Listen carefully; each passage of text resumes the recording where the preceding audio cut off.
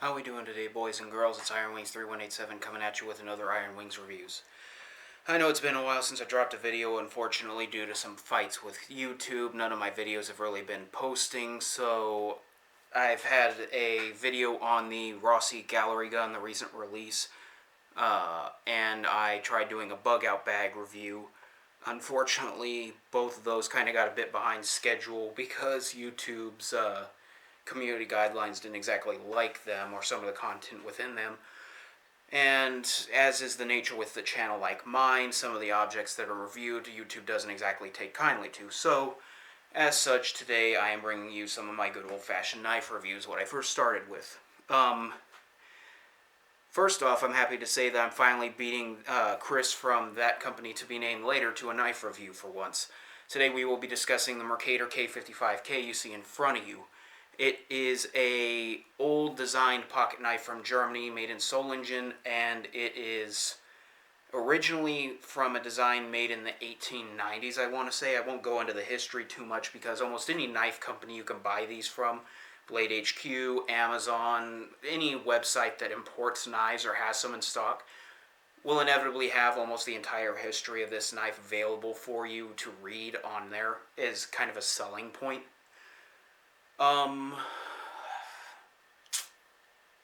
This is actually one of my favorite pocket knives that I currently own. I know I say that quite a lot, but there's different reasons certain things are favorites. The Buck 55 and the Buck 110 are kind of some of my favorites because they were some of the first pocket knives I ever owned that locked. So, without any further ado, let's go ahead and jump right into the review. So, the Mercator K55K was originally designed in, like I said, the 1890s, I believe, as a cheap alternative to many of the handcrafted pocket knives that were made in the era. It is a one-piece stamped frame from stainless steel held together by rivets, and it is a C75 carbon steel blade. Now, I couldn't find a whole lot of mention about C75 carbon steel outside of being used in this knife, but a lot of the forums I've read online have said it's very comparable to something like 1075 carbon steel, which means it's okay for edge retention. It's not the best. But that being said, it's a 3.5-inch blade, 7.5 inches overall. So it's a decent, fairly good size. And for comparison's sake, let's go ahead and pull out the Buck 55. Now, the Buck 55, as you can see here, is roughly I want to say an inch longer, just about, maybe an inch and a half, and it's also, as you can see here, layering them, quite a bit thicker, quite a bit heavier because it's a brass frame. Overall, not a bad knife, but that's kind of what makes the Mercator long-lasting and very popular is its very thin profile, its decent size, that it's locking. There's a lot going for this knife, and I can't really say anything against it. It's decent quality, it's well built, it's solid construction. There's a lot going for this particular knife, as I said. Some of the downsides, though, it is thin, but that does mean that you don't really have a lot of purchase when it comes to getting torque on this blade. Granted, this isn't exactly meant to be something you take out and split logs with by batoning. This is something that you'll kind of use to carve up fish, clean game. This is kind of just something that's an all-around camp knife or something that you can take on a picnic with you. Similar in purpose to the Opinel.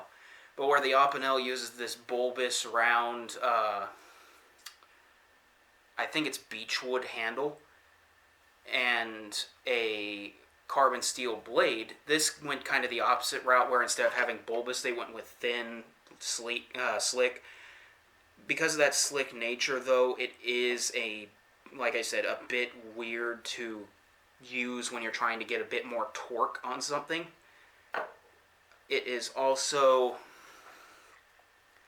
kind of awkward when you use it in the fact that no matter how you hold this blade, if you hold it like this, if you try holding it like this, basically no matter how you hold this knife, there is always the fact that these rivets, which are domed and sit well above the scale, in contact with your hand. So if you're using this to feather a piece of kindling, if you're using it to whittle which this isn't an optimum whittling knife, but let's just say someone's inexperienced and decide to use it, you're going to constantly have hot spots rubbing against your hand, creating blisters, sore spots, what have you. So with all that said, why is this my favorite knife, or one of my favorite knives? Well, for one, the price. It's fairly cheap at only $30 and a very durable piece of construction.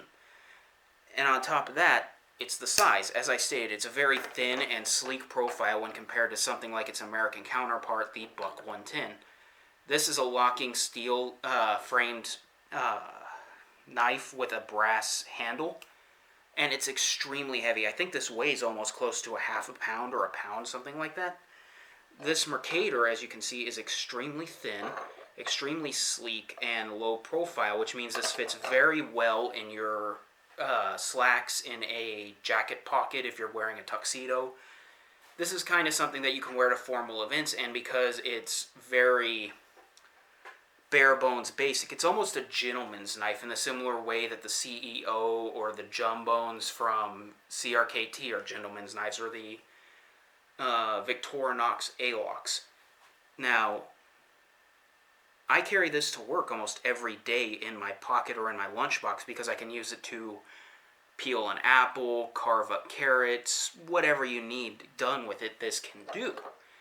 And that's very much a good thing, because in an office environment you have a lot of people that are averse to you carrying a pocket knife, even though you can use them to open letters, all sorts of different uses of pocket knives that I can't really name at this moment because I'm drawing a blank. My mind is just gone today. So there's a lot you can use this knife for, or use a pocket knife in an office for, and a lot of people are intimidated by something like the Buck 110, where they aren't going to be intimidated by an Opinel or a Mercator, because this, I like to compare this to it's almost like a folding paring knife. It's very much reminiscent of something you'd find in your kitchen, and it's really subtle in that way. So I can carry something like this in an office full of people who aren't too familiar with pocket knives without people freaking out wearing anything like that. Whereas if I were to carry something like the Buck 55 or, my SOG Tomcat, people would be freaking out and thinking I'm some kind of office shooter. So that's kind of why this is one of my favorites, is it's so under the radar, so subtle. It's very slick, very nice feeling in your pocket, and it doesn't have a lot of issues as long as you don't use it for heavy duty tasks. So would I recommend you buying it for the $30 or $40 it currently costs? That kind of depends. Like I said, you have something like the Opinel, which costs about $10, $15 less depending on the model you get. And when you do buy that knife, you're getting something that's almost a similar quality, but a different design.